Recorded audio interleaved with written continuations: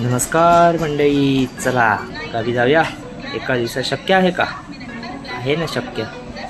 ही announcement ऐकत ऐकत तुतारीमध्ये बसायचं नाही हो, उभेच राहायचं. बसायला कुठे जागा मिळते?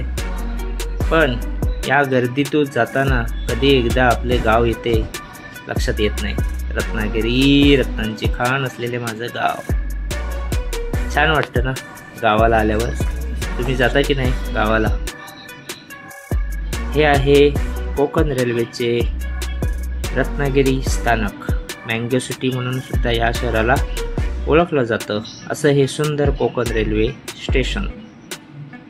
रेल्वे स्टेशनपासून हायवेवर जाण्यासाठी हा सुंदर असा रस्ता सध्याने आता छानच झाला आहे.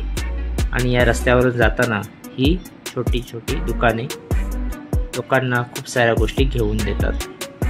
सकाळचा नजारा, पक्ष्यांचा थवा. पण रस्त्यांची ही बिकट अवस्था, कारण हा महामार्ग होतोय. या महामार्गावरून जाणारी ही लालपरी, ज्यात मी बसून आता माझ्या गावी जातोय. नुकताच पाऊस पडून गेलाय, पण या पावसाने वातावरण खूप थंड केलंय. या थंड हवेचा आस्वाद घेत मी या लालपरीतून माझ्या गावी जातोय. इच्छित स्थळ आलं की उतरायचं आणि लालपरीला बाय बाय करत मी आता माझ्या घरी जाणार, गावच्या. तुम्ही जाता की नाही? तुमचा गाव कमेंटमध्ये सांगा कोणता आहे. गावी आलो तर गावातून शहराकडे जाणारी ही लालपरी पुन्हा दिसली. बाय बाय करत आता मी चाललो माझ्या घरात. आणि हे पहा, प्राजक्ताचं फूल आणि आमच्या घरातले हे खूप क्यूट असं मांजर.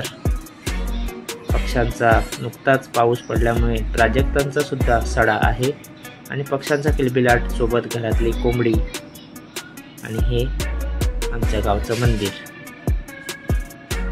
हे सभागृह आणि ह्या गावातला छोटासा नजारा. आज मी माझ्या गावच्या भावांसोबत जाणार आहे कोकणातला सुंदर असा निसर्गरम्य धबधबा पाहायला. काही मित्र भेटले आणि कोकण रेल्वे सुद्धा गेली. आणि हा आहे सुंदर असा निसर्गरम्य असा धबधबा. तुम्ही धबधबा पाहायला कुठे जाता? कोकणात तुमच्या आजूबाजूच्या धबधब्याचा आस्वाद तुम्ही कसा घेता?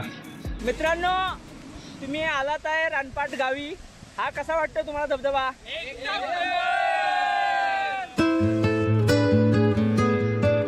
आम्ही आज निसर्गरम्य अशा या धबधब्याची आठवण म्हणून फोटो क्लिक केले.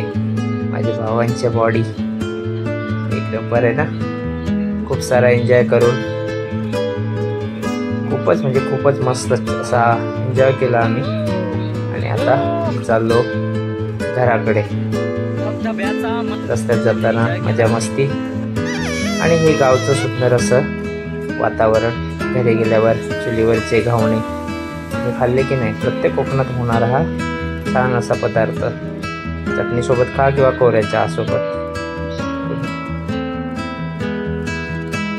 फणसाचे तळलेले गरे घेऊन मी निघालो परतीच्या प्रवासासाठी, म्हणजे मुंबईला. कसा वाटला व्लॉग?